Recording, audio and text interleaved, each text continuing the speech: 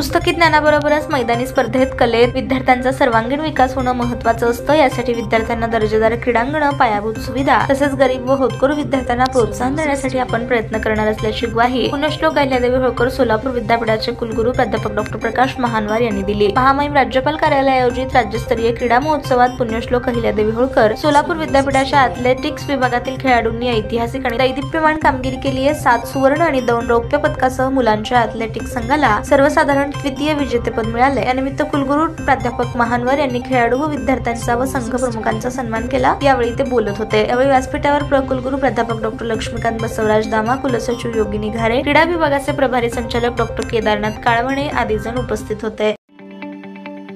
ताज्या बातम्या पाहण्यासाठी प्राईम महाराष्ट्र न्यूज चॅनलला सबस्क्राईब करा।